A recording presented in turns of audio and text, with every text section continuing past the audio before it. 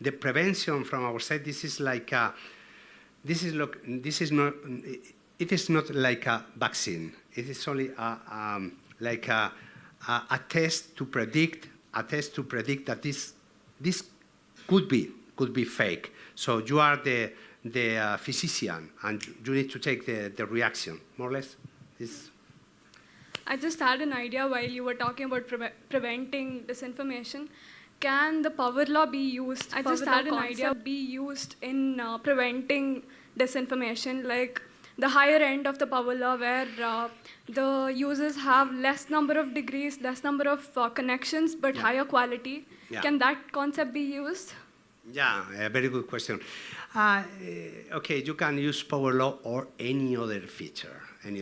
So we use this power law distributions to detect if there's something, if there is like an anomaly inside the behavior of your account. If you respond like 1,000 or 2,000 or 10,000 messages in 1 hour maybe, and you don't have followers, and maybe you are a bot, right? So we are using this and other metrics, any kind of metrics. But the problem again is that you need a lot of data. You need to be sure that the data is true, and but later you have a huge number of techniques. You have a huge number of metrics, a huge number of algorithms. What should you select? I don't know. To be honest, I don't know. We try. From what? From our experience, of course. And sometimes we're right, sometimes we're wrong. But this is science. So it's, try and fail, and try and success. Yeah. Are you considering real-time disinformation? Yeah, I have another paper in this conference about real-time and outlier detection on real-time. This is even more complicated. Yeah. It's the main conclusion of this not so small talk, right? I'm sorry. Is that we will have a job for several centuries. So we will not be fired. So we will not be unemployed, right? You know that in Spain we have a lot of rate of unemployment, especially between young people. This is not the problem with artificial intelligence. We have worked for maybe 2 or 3 centuries. So who knows? We try to use our previous experience, and sometimes we cooperate with our colleagues, and they say, hey, guy, why don't you use this new metrics or this old metric that, okay, let's try. You can try, you can generate some experiments, a new paper, more papers, hundreds of papers, always writing papers, right? More questions? Please. I'm talking to the organizers. I'm looking to the organizers. I don't want to be unpolite, right? Semi-fake. Semi-fake. It's misleading. Geographically, it is true here, it is not in Spain, like that. Yeah, another good question. Oh, this is a very, very hard problem. Even I'm not, I have a PhD and a master on computer science, but I have a bachelor on physics, right? Hypothetically, that cannot happen. Hypothetically. Because if truth is a truth, fake is a fake. You can't really do that. I disagree. Sometimes, even in physics, some theories are true in the 19th century, later was fake in the 20th century, and now maybe we are coming back to the 19th century. So even science, even our truth sometimes change over time. And something that could be truth or fake could be changed. Okay, we are talking about very obvious fakes, like the climate change doesn't exist, or the vaccines are generating autism. So with very strong and very solid scientific knowledge background behind this. But your problem, I think there's no solution to this problem, because this information, it is possible to to disappear, to remove this information from any kind of society, because we need to interchange information. And if I'm interested that he don't go to this part of the forest because I'm taking the resources from this forest, I will say, be careful, there are witches over there and monsters, so don't go there. And maybe he will through my opinion. So it is very difficult. We are always trying to detect really fake or misleading information that we can contrast against real scientific evidences, right? Maybe it could be necessary to think about your question about, okay, what could be fake here and true in Spain? Professor, sorry, I'm sorry. We can discuss offline, please. Yeah, I'm sorry. Thank you very much. Thanks. Thank you. This is mine. If you have any more queries, you can meet Dr. David Camacho, sir. He is today and tomorrow he is available with us, so we can have personal interactions. So please ask your queries. Thank you. Thank you, sir. Your expertise has been valuable in highlighting the importance of navigating this complex digital terrain. I now call upon Mr. Pati Iyer, Director, India Sales and Marketing, Liquid Instruments. Sir will be speaking and giving us an introduction on liquid instruments.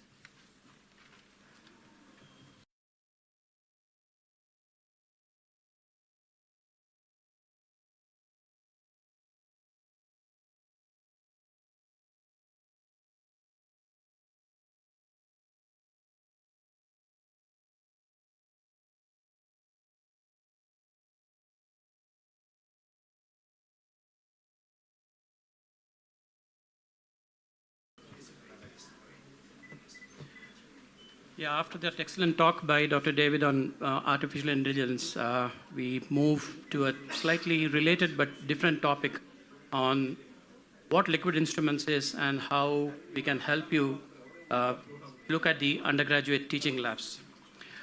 So just to have a poll of the audience, I just want to see how many of you are faculty. Raise of hands, faculty. Okay. So we have a good number of students, and all of the students are undergraduate or doing MTech? Undergraduate? Okay. So this Liquid Instruments is a company formed by scientists like you. Most of them are physicists. If you see the CEO, he was a physicist involved in the laser interferometry project. And they were looking for instrumentation for making some key measurements, and they could not find in the instruments that were available in the market. You know, for example, Tektronix or Keysight Technologies, Regal. And they started building the instrumentation on their own using an FPGA as a platform. And I hope all of you know what FPGA is, right? FPGA is a programmable platform which allows you to program any functionality that you want. So it's an Australian company based out of Canberra, but we also have a presence in the US based out of San Diego. And 6 months ago, we started the operation in India. We have the office in Bangalore, but primarily we operate through our partners. So these are the partners, and we have the representatives from TESOL. Mr. Sridhar is here. I believe he has been meeting some of the faculty and doing some demonstrations of our product.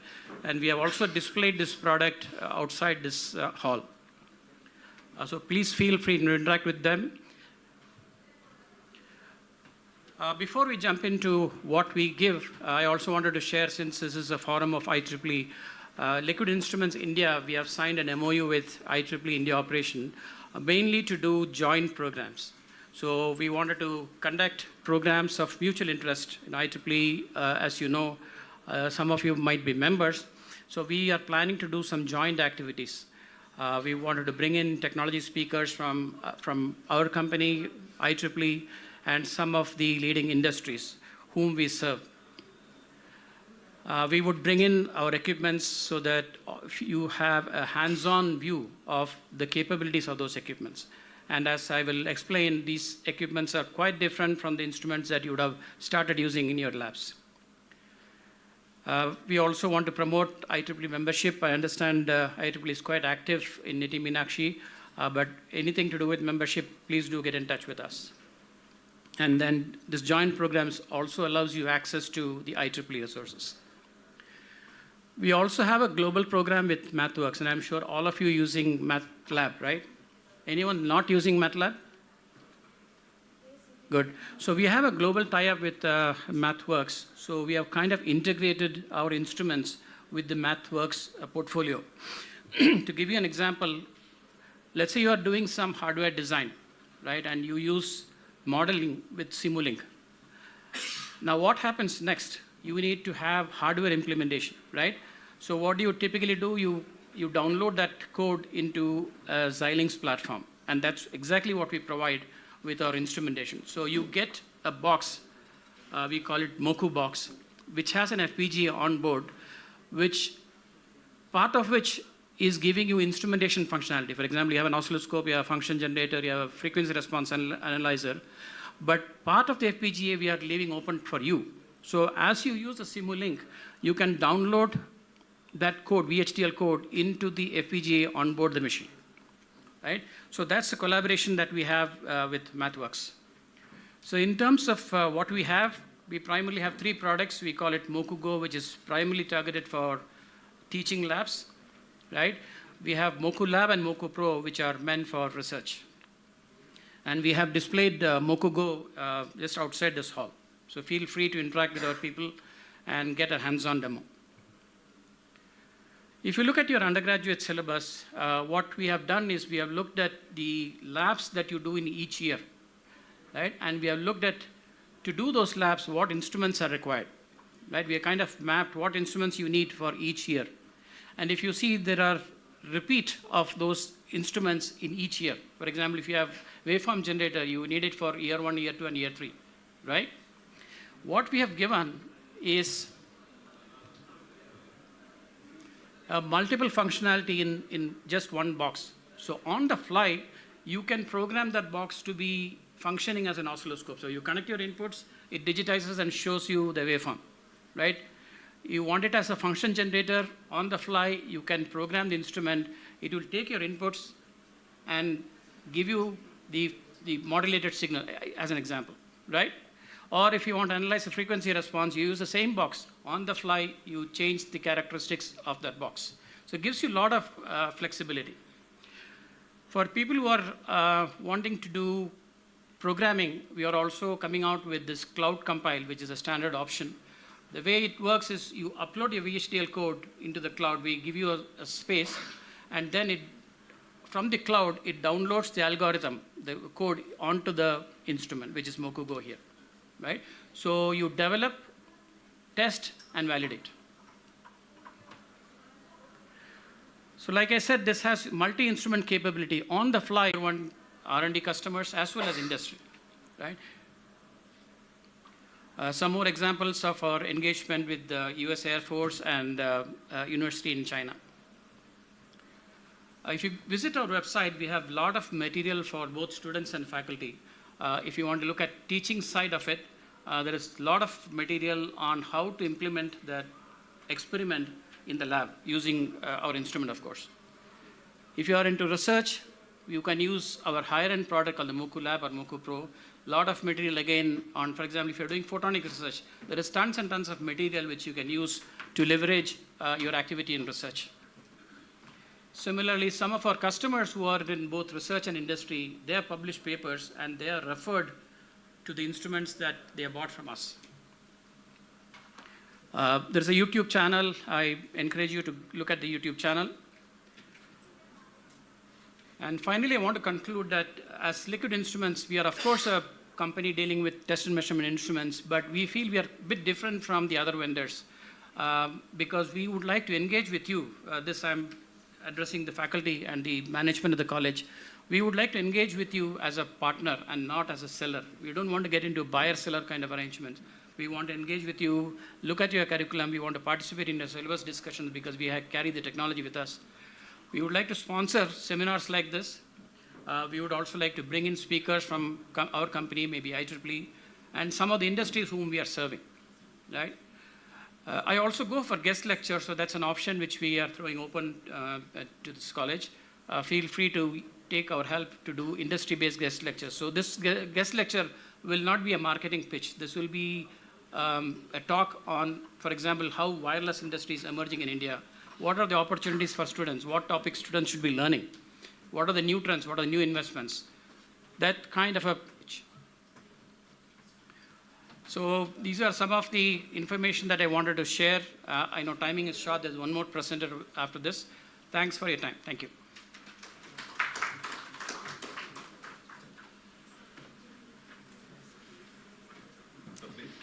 Thank you, sir, for giving us an insightful talk on liquid instruments.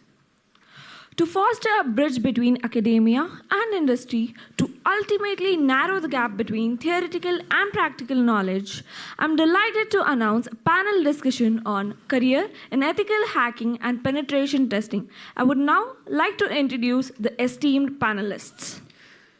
First, Ms. Namrata Datta, Senior IT Auditor, Mumbai, India. Secondly, we have Mr. Soanil Subedar, founder and CEO, SOEBIT Cybersecurity, Penetration Tester, Crypto Architect, Netherlands. Thirdly, Mr. Sundar Singh Khari, who is the co-founder, Blue Coat Security, Senior Cybersecurity Trainer, Penetration Tester, Delhi, India. Nextly, we have Mr. Vinny Kiran, Career Mentor, Hyderabad, India. We have Mr. Ronak Roy, who is the TPO and a data science engineer, Delhi, India. I welcome you all to this panel discussion.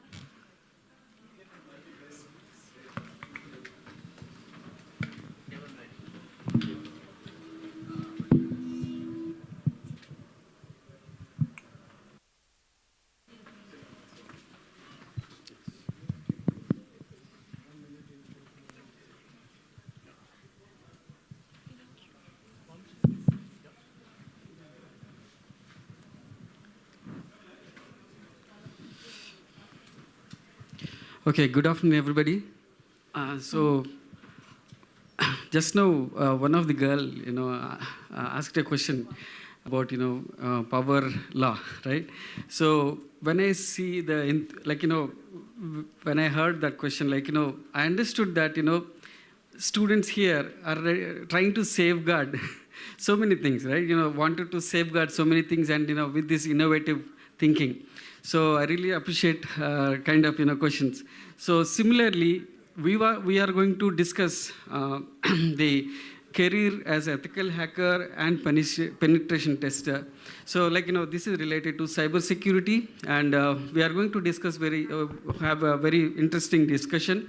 We have our panelists, and we all together have so much of very important information for you.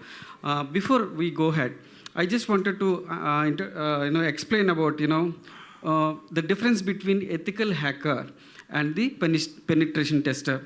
Ethical hacker is kind of a person who enters into the hacks into the organization as a hacker itself, but with the proper permissions, and he will hack it and try to find out the company's systems, a weakness of the systems, and he will inform to fix them. So that is the ethical hacker, and and also he will fix that. The other one is penetration tester, similar to ethical hacker, but they focus especially on the testing of security computer systems and networks and applications. They use special tools and techniques to try to break into the systems and find the weaknesses that real hacker could exploit. So the penetration tester will see through the systems and networks and applications. So that is the difference between the ethical hacker and the penetration tester. Okay, both are the very interesting careers right now, and we're going to explain how important it is, how much the salaries are there, in what is the difference between AI to the cybersecurity. All those things we are going to discuss now. So we have a question and answer session, and the first question goes to Namrata. So the first question is, what are the common misconceptions about the ethical hacking and penetration testing, and how do you address them, Namrata? Okay, thank you for putting up this question. And this is more important to know that misconceptions do happen because, as rightly explained, there is a fine line gap between an ethical hacker and penetration tester. So the first misconception, which is very prevalent, is that this entire process is very illegal. So you have to hack into the systems and then you deep dive into the applications, you get control, the admin control, etc. And then it becomes like you are accessing without authorization. So that's not the case. It's when the ethical hackers and penetration testers do sign a NDA, which is a non-disclosure agreement. They have an entire scope defined, and within that scope, they will be testing the application. So pen testing would be something to figure out what the vulnerabilities are in the system. And specific to those vulnerabilities, they will also have a specific, let's say, some kind of remediation measures in order to remediate and close those gaps. If at all those vulnerabilities do occur recurrently, let's say. So the most important fix would be rescan, re-pen test, and then get that sorted. So that's one of those areas where the pen testing could be another that, it's kind of a malicious hacking activity. So you get into the applications in a malicious format, you seize the information, you use it for your malintent and etc. And then expose that information for your purposes. So that also is not the case. Another thing that we always see, Vinny, is like, only the large organizations will do this pen test. They will have the contracts in place, they will, connect with pen testing academies and other organizations which conduct the pen testing. But it also actually is applicable for small and medium-sized businesses as well. Because at the end, they're using the applications or maybe the websites which are internet-facing, and they are also vulnerable. Yes. So that also is applicable for that.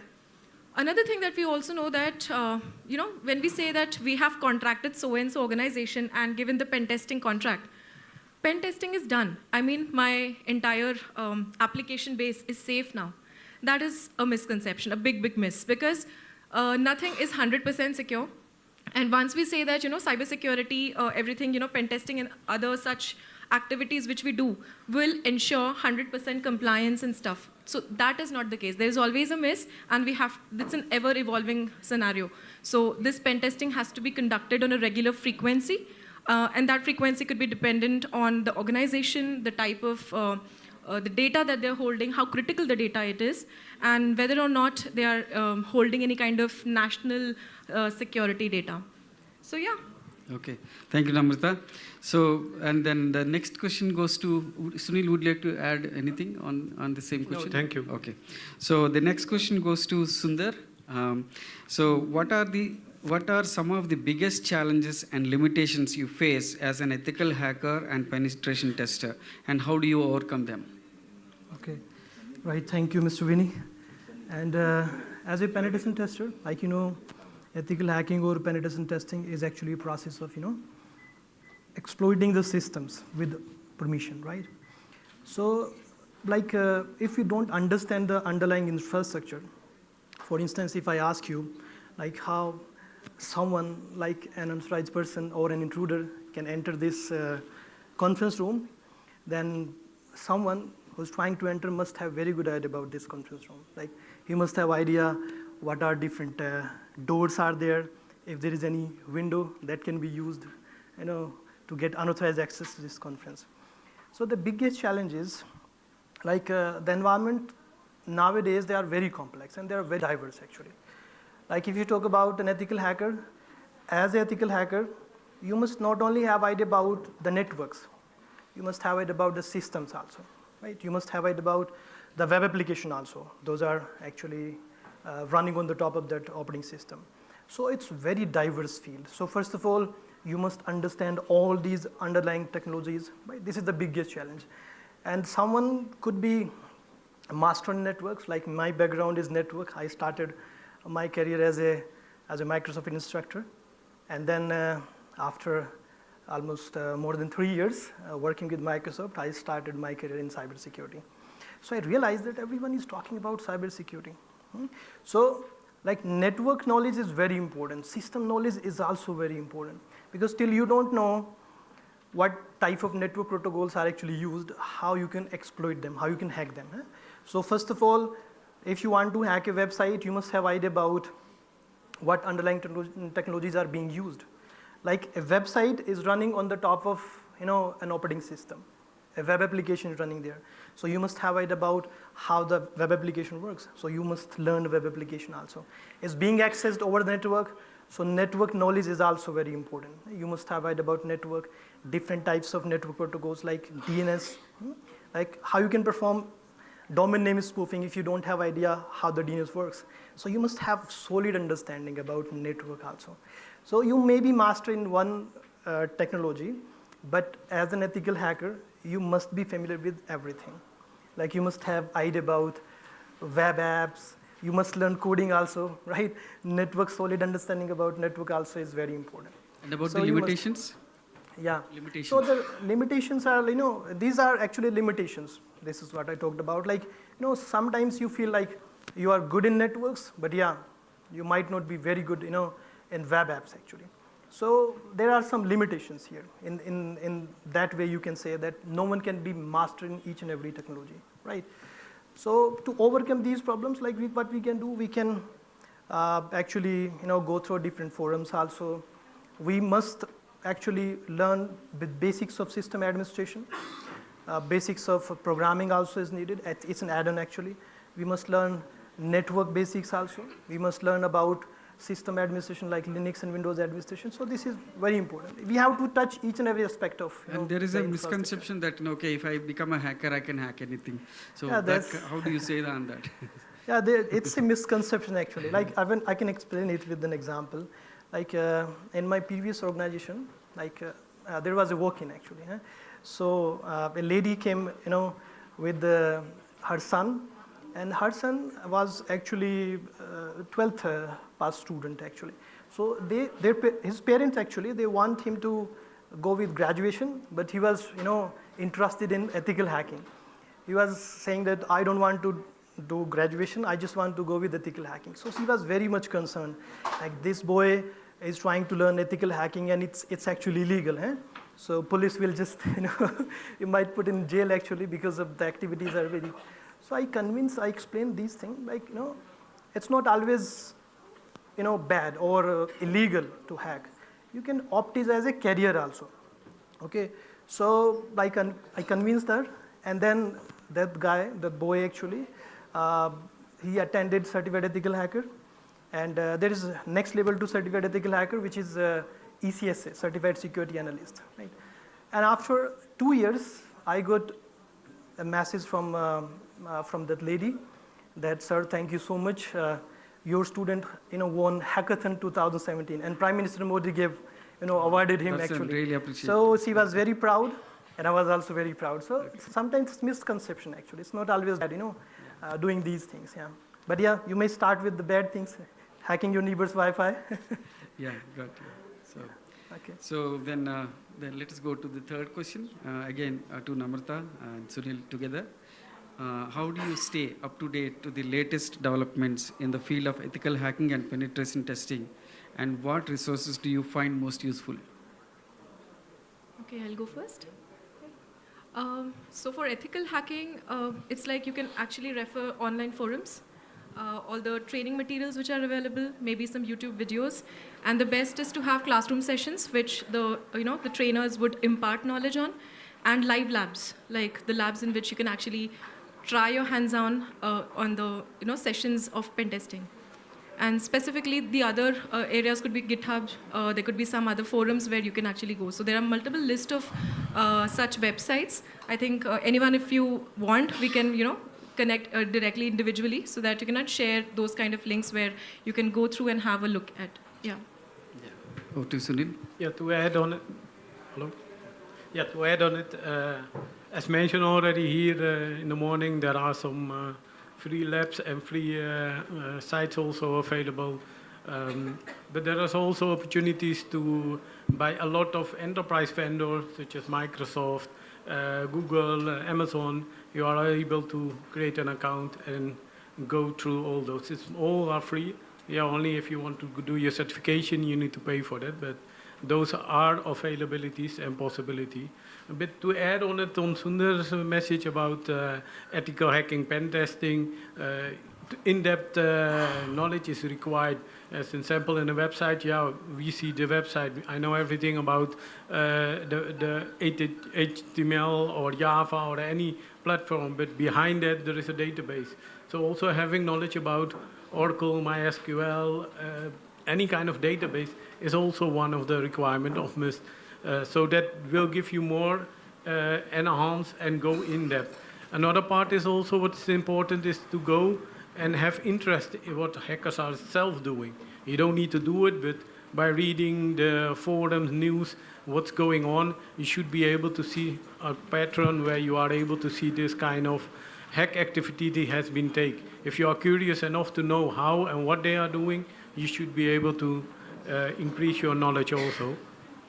Okay, thank you, Sunil. So the next question goes to Sunil again.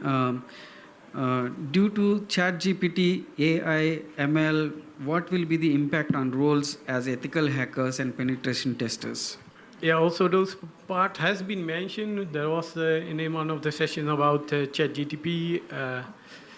I guess that will have any impact, but the roles will not change. Even then, it makes it a bit easier. We are able to double check our code from a hacker point of view, but also from security professional point of view, or ethical hacker pen testers. We are able to customize and make it sharper and use it.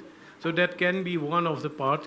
And make also interested by adding AI, machine learning, where also monitoring or finding more information related to that will be easier. So I don't think that will that our job will be stopped after a few years. Okay, thank you, Sunil. So the next question goes to me. What advice would you give to someone who is interested in pursuing a career in ethical hacking and penetration testing?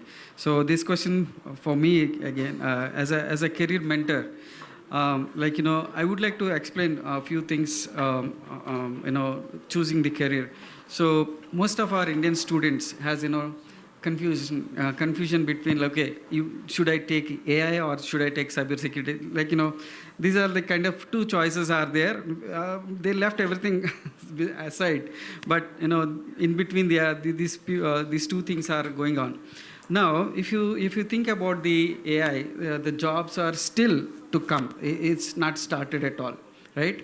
But about the cybersecurity, the jobs are already there. Okay. The other thing is most of the software jobs are cut. You are hearing in the news every day. So many software jobs are cut day by day by the many MNCs. But do you know the surprising thing? 40,000 of jobs are every year. 40 to 45,000 of cybersecurity jobs are being hired. So that much of new jobs are coming in, and how much they're filled in every year? Only 25,000 jobs are filled. The remaining jobs are empty. People aren't able to get enough resources or enough employees for them, and to manage that situation, most of the companies even increase their salaries. I'll give you a simple statistics. A cybersecurity salary in India less than 1 year for 1 year experience, right? So 1 year to 8 years of range, it is between 2 lakhs to 17 lakhs. Just imagine a software guy with 8-year experience won't get 17 lakhs. Maybe he'll get 10 lakhs to 12 lakhs, but 17 lakhs is more. And similarly, then an average salary of 5.0 lakhs between 1 to 8 years. If it is in 8 to 12 years, the salary is almost 18 lakhs to 25 lakhs. So just imagine being a software engineer to the cybersecurity. Which one is better for us? Because most of the Indians are preferring for the salary hikes, right? And the salary hikes are, as per the Teamless company. There is a survey happened. In that survey, around 165% of the salaries are hiked within 1 year of time. Can you imagine that change? In no other sector been that much increase in the salaries. Between 18 lakhs to 25 lakhs, or beyond 25 lakhs is the average 12 years of experience of persons. And if it is a chief information officer, he is getting 80 lakhs of salary. Almost CEOs in the companies are not getting that much now. But as a CIO, a chief information security officer, is just CISO is getting 80 lakhs of salary per annum. So that's how the market in India, and also within India itself, 70 to 75% of the companies are trying to hire cybersecurity professionals. Why? Because there is a law came in now. That law is called personal data protection law for India, right? So the personal data protection law is just launched in the August itself. It is almost like the GDPR law in the European countries.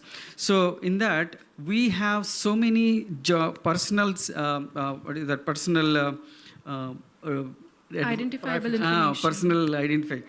So that kind of jobs are coming in. So that is the best thing. Personal security analyzer, or personal data protector. All those kind of jobs are coming in.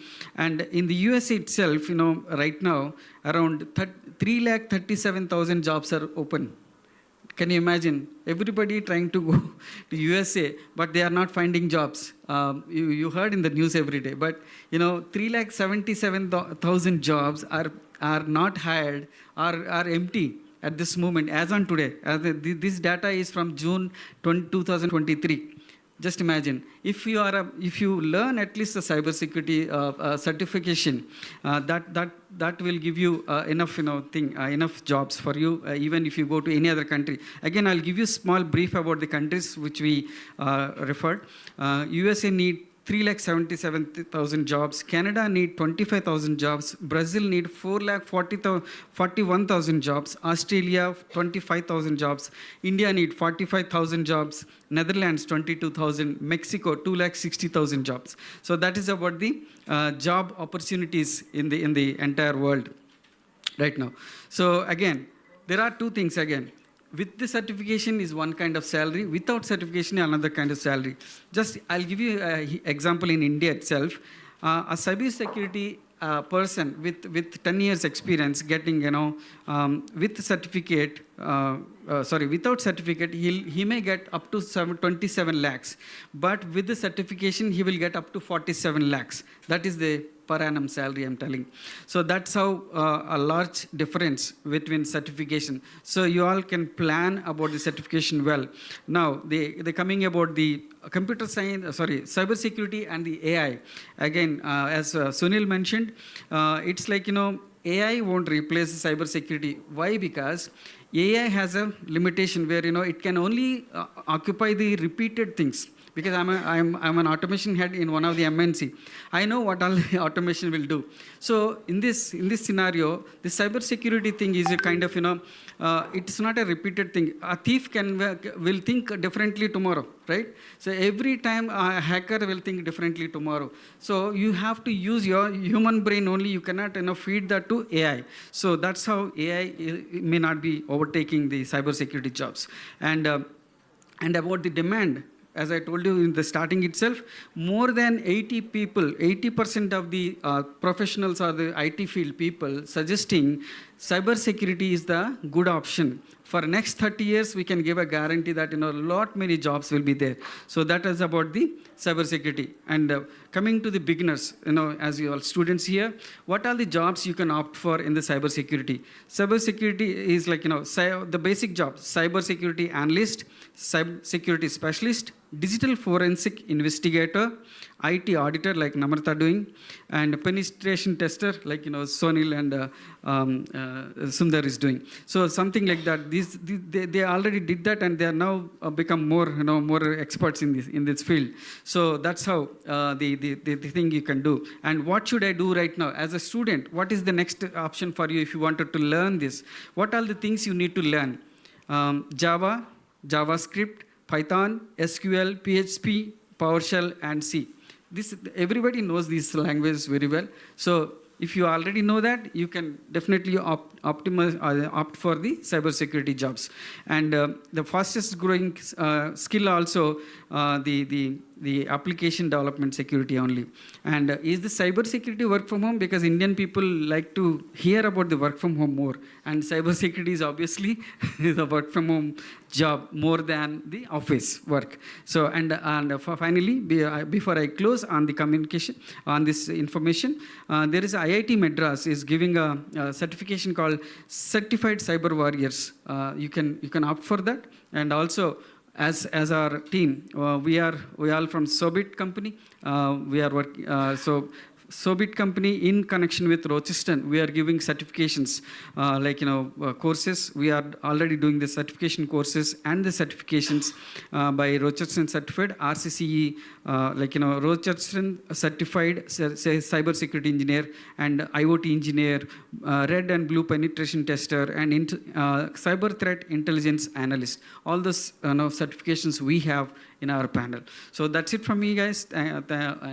Now I'll go to the last question again. Sorry if I take the time, but might be useful for you. And the sixth question to Sunil: what inspired you to pursue career in ethical hacking and penetration testing, and how did you get started in the field? Actually, I was not interested to start into the ethical hacking pen testing. I was working as a technical project leader and a senior application manager, and I was dealing with issues with certificate management. Better? Yeah, sorry. Certificate management, how to create certificate, how to secure it, and I was looking for a training, and more than 8 years ago, there was not a proper training for that. So I found a training, ethical hacking. I started on ethical hacking. From the 10 modules of ethical hacking, only one was mentioned about cryptography and anything related to that. So that was my reason. I saw more opportunity within not only cryptography, but also pen testing, DDoS attacks, malware detection, network security, IoT security. All of those kind of security-related items was added, and actually I start moving further on the same field. And what's another question? Sorry. How did you get started in the field? That is already done. And Yeah. what inspired you? Yeah, and what inspired me also to stay there, I was also on an assignment for the government of Netherlands, and our main client was the jailers of the Netherlands. So, and I was on the security department, and where we saw that even there are strict physical security available checks, and the jailers was able to get mobile devices or USB stick into the jail. They was able to make pictures, images, post it on Facebook. So our task was to be sure that they are not able to publish those kind of information. It was one of the motivation to be sure that we are able to secure the environment. So that was my motivation to start on it. So, Sundar would like to add? Yeah, I actually, as I told you, I started as Microsoft instructor, but how I get into cybersecurity field was a bit, funny, because I just wanted to hack my friend's account. So I found a keylogger, and I installed a keylogger on one of my office machine, and then I got passwords actually. Yeah, keylogger, Elite keylogger, yeah. That was, so I got all his credentials. So people feel much more powerful when they get someone's secret. Yeah. So then I started, exploring more about cybersecurity. And I found that it's like that time, people were using Windows XP, server 2000 machines like that. So I find it's like piece of cake, very easy to hack into these machines. Just you need a small tool, the free tool actually. It's available free, like Metasploit we can actually use. So it was very easy to get into these systems and you could have full control. Then I decided to move into cybersecurity. Even I stopped using Windows that time. So since that time, like I'm not using Windows, I'm using Linux only. I switched to Ubuntu, and I forced myself to learn Ubuntu because moving from Windows to Linux is a bit difficult actually. Yeah. So then, this is how I get into this field. Okay. So final, before we close, we have a final call for action. I see so many professors also here.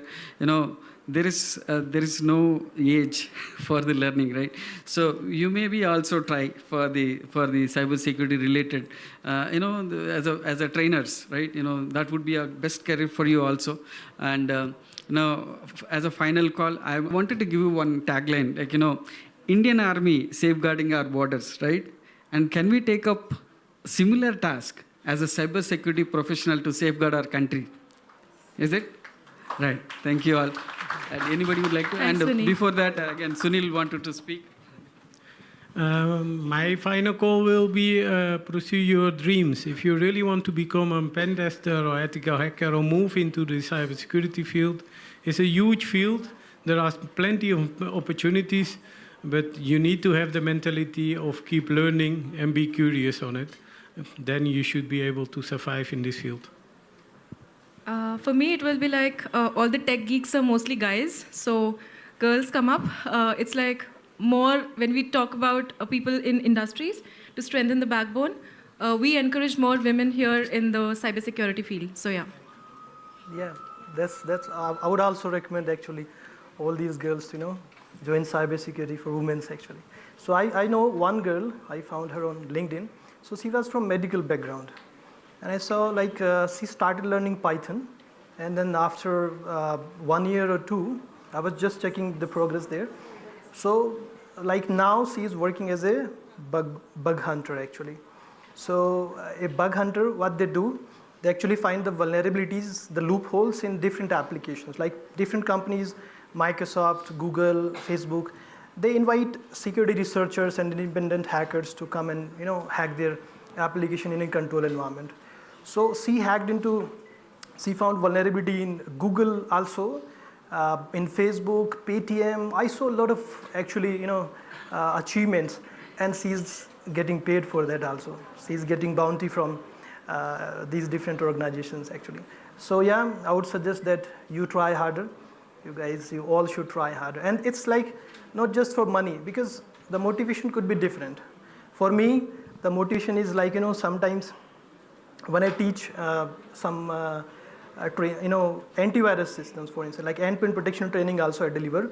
So I teach 4 days antivirus systems, how these antivirus can actually protect your machines from viruses, worms. And then on the 5th day, when I demonstrate how a free open source scripter can bypass the antivirus, can just hack into the system, then I see their face, oh my God, we spent thousands of dollars to buy these antivirus systems, and just a free scripter can bypass this security. So it's like it gives me motivation. They are open to security now. I just break their myths actually, because security is just a myth. We think that we are secure, but no one is 100% secure till it is not actually, you will not open your mind. Someone will not actually tell you about, someone will not make you aware about, right? We all are having social network accounts, all are having email accounts, we are using our mobile devices, and we think that these mobile devices are very secure. But you might have heard about Pegasus. How many of you knows about Pegasus? Pegasus is actually a kind of malware which can do what? Which can hack the greatest and latest version of iPhone also, Android, without downloading or installing a software program. Like just by giving you a missed call, someone can just get into your iPhone. So security is a myth actually. You must be aware. Awareness is very important. Everyone, it's not possible to be very much technical and having idea about everything. But awareness can protect the non-technical guys also, because we all have sensitive information on our devices. So yeah, for yourself, you should do that.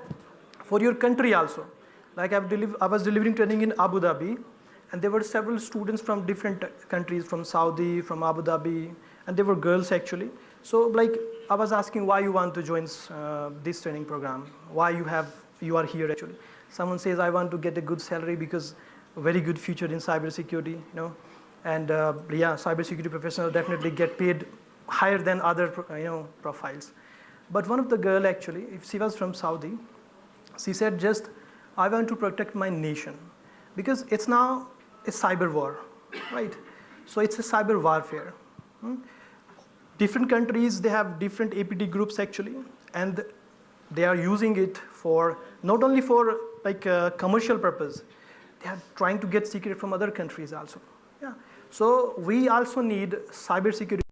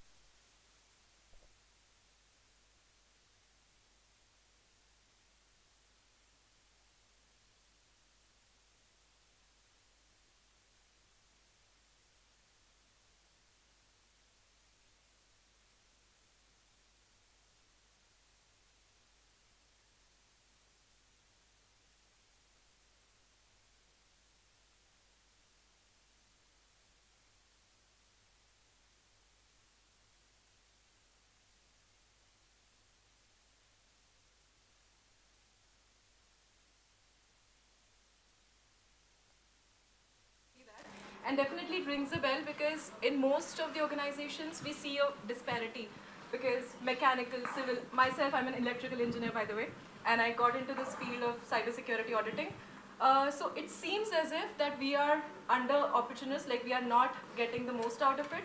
But also you will see in colleges that CSIT, the most will be the women, okay? But somehow when we map that ratio to the industries and when we see that in India market, at par, maybe it's any industry, maybe banking, finance, maybe it could be media, retailing, commercial vehicles, it could be anything which, any industry or any vertical, we see the count, the fair count of women has dropped at industry level, okay? Not for the education level because CSIT definitely, even in your college, I assume that the women will be more in CS and IT branches rather than the electrical, mechanical and civil engineering. So that's one.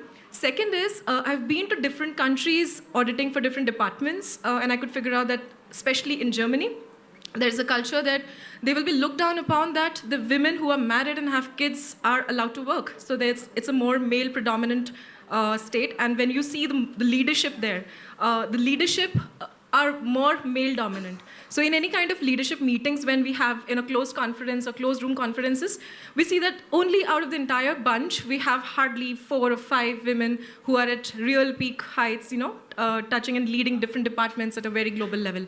So that's the point where I'm coming from, that, you know, maybe education and maybe dealing with your opportunities here at this age is really great, but then continuing it and then pursuing your dreams in cybersecurity in a longer run is very important.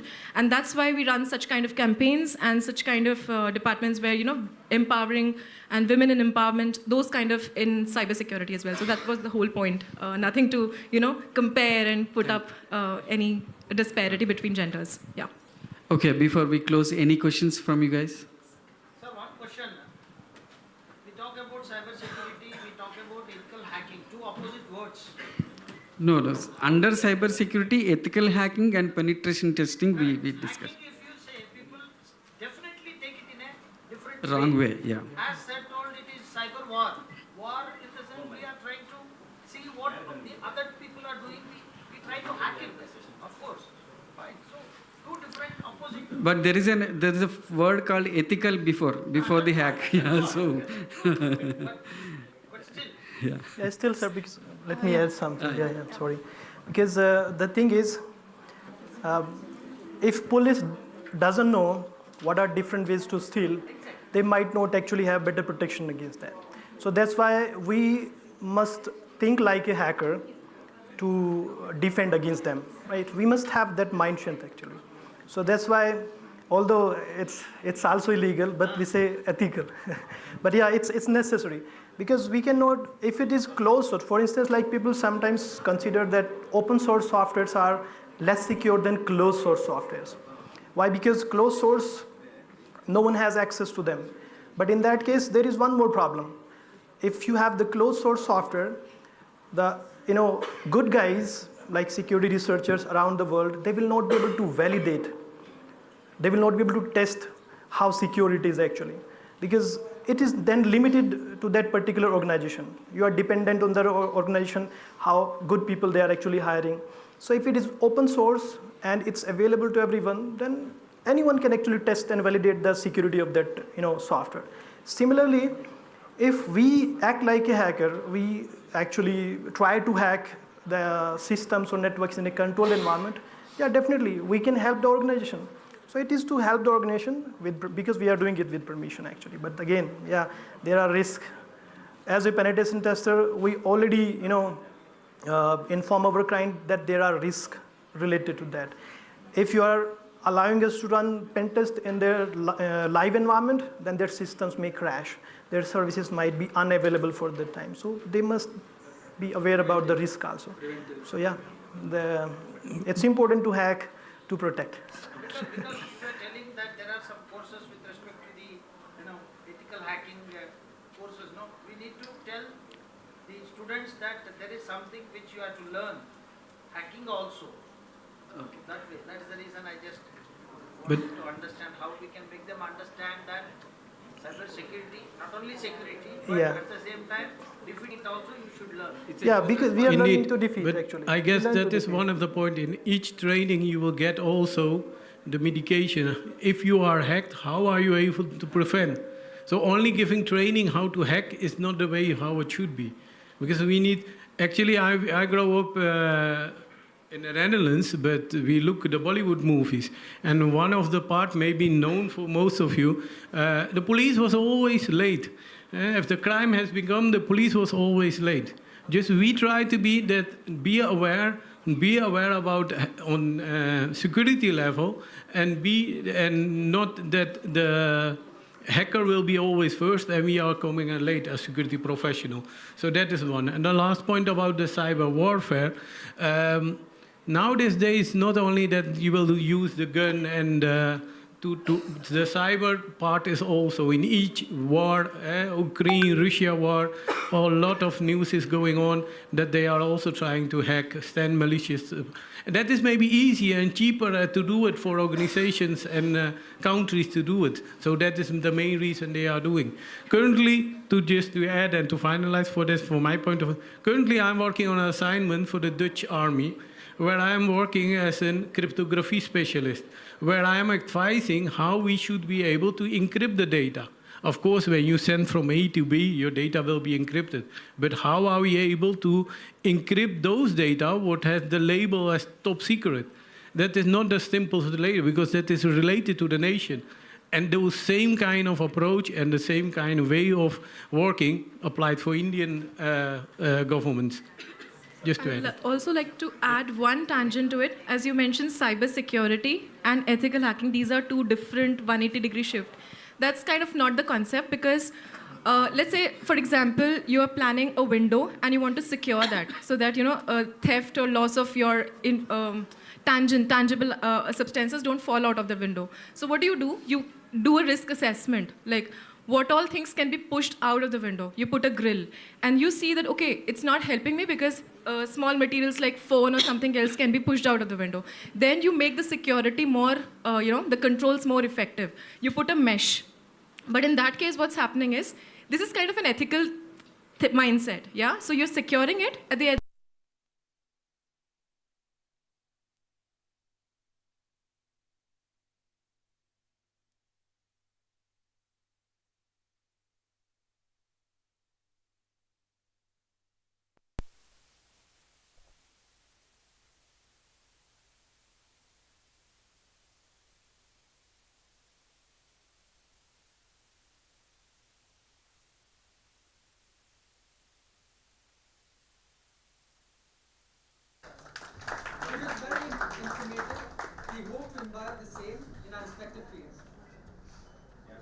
I now call upon Dr.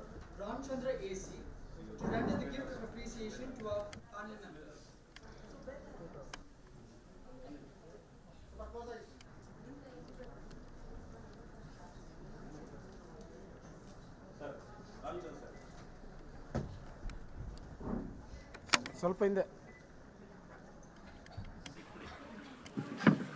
Mr. Sonal Subedar, founder and CEO, SOEPIT, Science Secretary, Director Architect, Netherlands.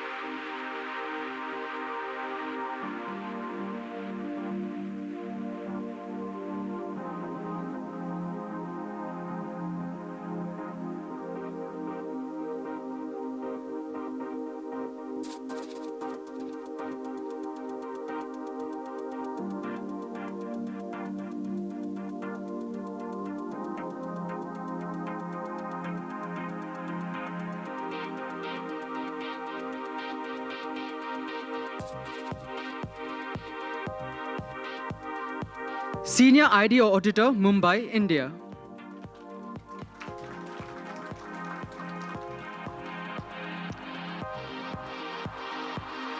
And last but not the least, Mr. Vinny Kiran, Career Mentor, Hyderabad, India.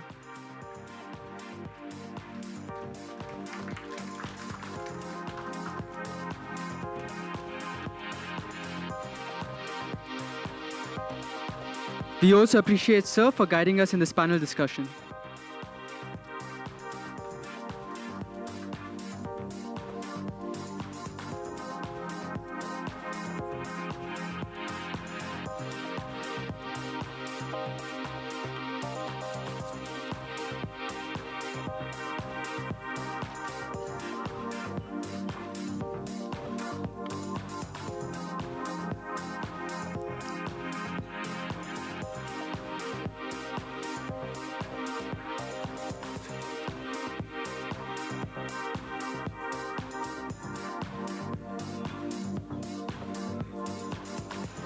So Ms. Namrata's keynote address will be given tomorrow morning.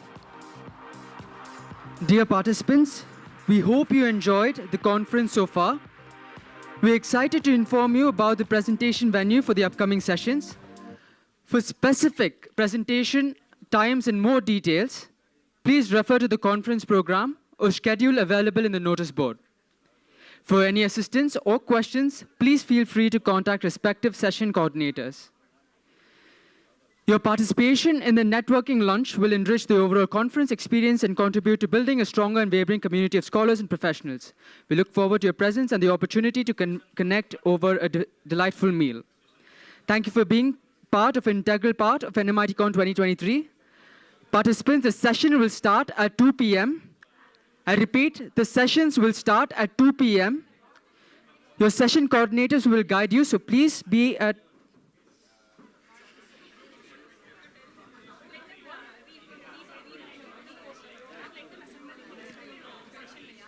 Please assemble at your respective session and please coordinate with your teachers. Thank you.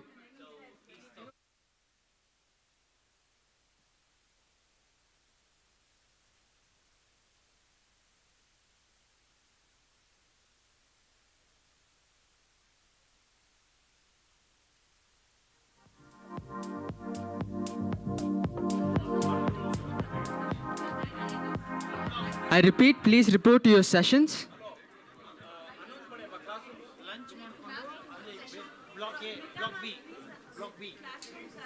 Lunch is served at Block B. Sorry, lunch is third floor. Sessions will be held in the Block B of the NMIT main building. Everyone are requested